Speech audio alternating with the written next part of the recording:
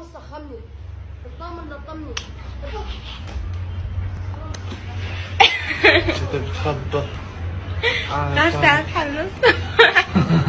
يا حس ايش هذا؟ انت طايح لك على وحده ربما كانت شمال، وركزوا لي على ورا يقول تخبل. والله يا حس صراحة انت شكلك انظلمت مع البنت اللي هذه اسمها رحمة، لاني انا اليوم جايب ليها كمية فضايح وكمية اعياد جايبتهم في حياتها الماضية جدا كثيرة. والله شكلك طلعت غلبان يا حس.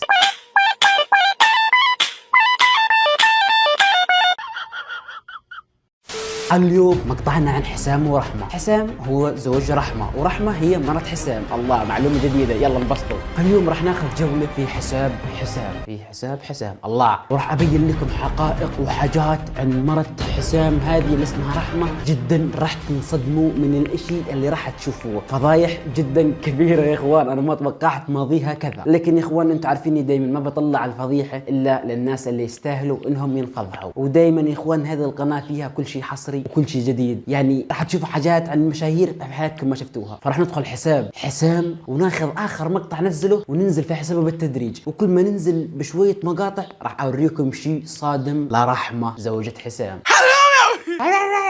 يا خفيف الدم، يا كيوت، يا لطيف. يا برشاسة وجدوس. شباب باقي لي 18 مدري 17 يوم على الجولة. بيخلي حاله مو مركز. 18 ادري 17. تكرهني تحبني هذا خاصة بس انتوا اللي تضوجون مني ما ادري شنو هو. يا ولا بشركم جولتي مع 17 يوم راح اخسر، ما عندي لو نفر يدعمني، يعني طبتي شمت براحتك. هذا المقطع كان اخر مقطع منزله حسام، عنده جوله يوم 17. ادعموه يا اخوان، يعني انا بجيب حاجات لكن بحبها قسم، يعني بحبها، فهمتوا؟ حتى لو انا راح اطلع له فضايح بعد شويه، بس يعني بحبه والله، بيضحك احيانا.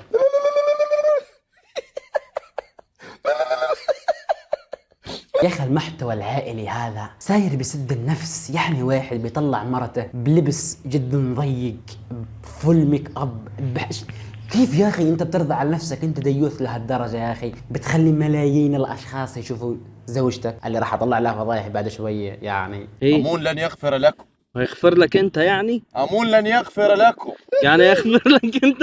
حس انت ايش جاي تخبص؟ ايش بيك يا ولد؟ ايش بيك؟ ايش امون لن يغفر لك؟ اللي بيغفر الله بيسوي كل شيء تمام. كيف امون لن يغفر لك يا اخي؟ انت عقلك وين؟ حتى لو هزار، ما في هزار في الدين، حتى لو انك بتقول الكلام هذا هزار. امون لن يغفر لك، اللي بيغفر الله، واللي بيتوب علينا الله. امون لن يغفر لكم.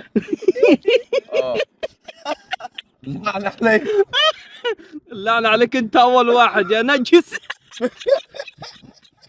امون لن يغفر لكم والله. والله يغفر لك انت، يعني ده وش الله بيوفقه لك ولي ولي حريمي.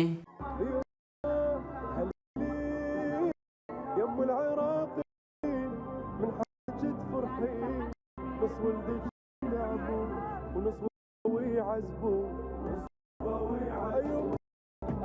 هيما شديت على زنود وللوطن يروح جود. احنا يا اخوان على شنو معطينا حفل، على شنو معطينا جائزه وحفله وحاجات وتصوير وكاميرات كانه صفنار مدري على ايش كل الحبشكلات هذه. كل هذا علشان يعني بيطلع مرته على اللايف وقاعد يتديث ومركب قرون. يعني كل هذا انت شفته من شوي وهو بيهزر هو مرته قدام اللايفات وقدام الناس، عشان كذا اعطوه هديه. يعني يا اخوان الهديه الثمينه، الشيء الثمين، اي احد يهديه حد هديه بيعطيها على الانجاز اللي سواه. اما حس ايش الانجاز اللي سواه؟ واول شيء ربنا يهديه ويرزقه تمام، ويهدينا ويرزقنا احنا تمام، بس ما سوى انجاز. كل الانجاز اللي سواه حس انه قاعد يطلع مرته قدام الناس وياخذ مشاهدات. صح ولا مش صح؟ كلامي فيه غلط؟ الحين بلاقي واحد في التعليقات ايش يا اخي؟ حرام على جدك يا اخي. لا يا قلب لك شب البخل.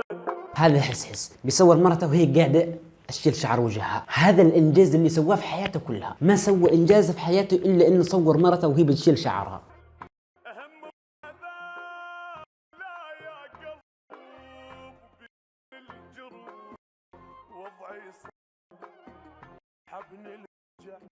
اخوان المقطع انا مش فاهم منه شيء اقسم بالله، يعني هو ليش بيبكي وليش مرته بتزين دقنها؟ ايش هذا؟ بس مرتك فيه شويه شنب بالله خليها تشيلهم، مش انت مطلع مرتك قدامنا يعني تستحمل الكلام اللي احنا بنقوله صح؟ اي انسان بيطلع عرضه قدام الناس وقدام الكاميرا يستحمل الانتقادات والكلام اللي احنا بنقوله. اذا انت تغار على شرفك وتغار على اهلك ما تطلعهم قدام الناس، تمام؟ كلمه واختصر. وكلامي هذا مش موجه لحسحس بس، موجه لكل الناس اللي بنفس محتوى حسحس ولا تسوي نفس اللي بيسويه حسحس.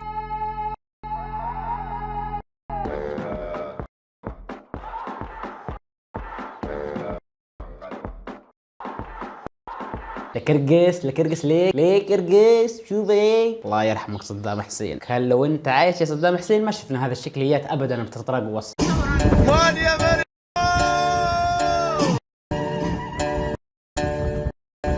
يا اخي دولي ليك تشارك مع اللهجه العراقيه معلم. شوفوا حسحس اذا ما طلع طرف مرته معه ما المقطع ما بيجيب مشاهدات، لازم مرته تطلع معه. مش الاستراتيجيه هذه بس اللي بيمشي بيها حسحس، كل الناس اللي بتطلع زوجاتهم على السوشيال ميديا ماخذين نفس القاعده اللي بيسويها حسحس. طلع مرتك تجيب مشاهدات، طلع بنت معك تجيب مشاهدات، تظلك لوحدك بتسوي محتوى زي خلقه الناس مثلي انا بسوي محتوى هادف بحاول اوعي الناس على حاجات لا مشاهدات ولا مشتركين ولا اي شيء. تجيب معك بنت لابسه نصف لبس وتقعدها جنبك خذ عندك مشاهدات بالهبل، ملايين المشاهدات. اما انك تظلك محترم ما في مشاهدات.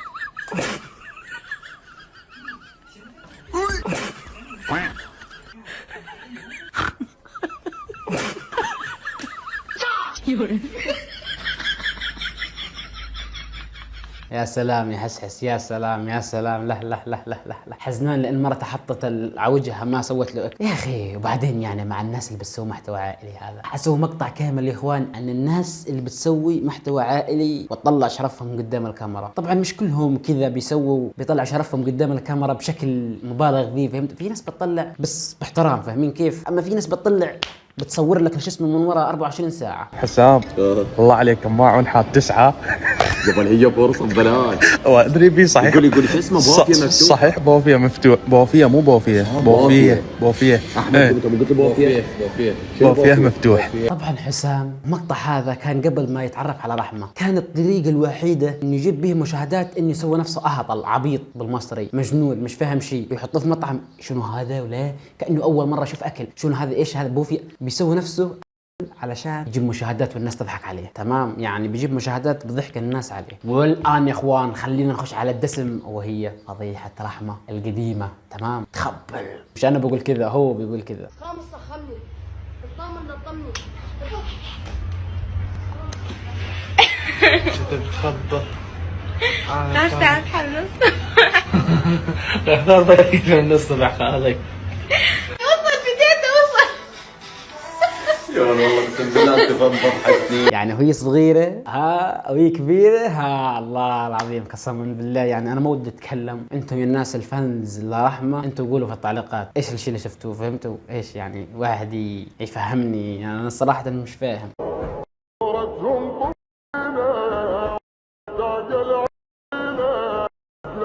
اللي يسأل هذا منو؟ هذا ابني من الرجل الأول. هي كانت متزوجة، هي كانت مش عارفة. أول شيء أنا يا إخوان ببري ذمتي من هذا الكلام، تمام؟ الله يستر عليها، إحنا ما سوينا شيء، ما فضحنا ولا سوينا شيء يا إخوان. أنا سويت شيء والله ما سويت شيء، كلهم مقاطع كانوا فهمتوا كيف جبتهم، بس باخذ رأيكم فيها بس نتناقش. يعني الناس اللي تقول لي استر على العباد، استر على من ستر مش عارف دقيقة خلينا نتذكر، من ستر عبدا ستر الله عليه ومش عارف ايش.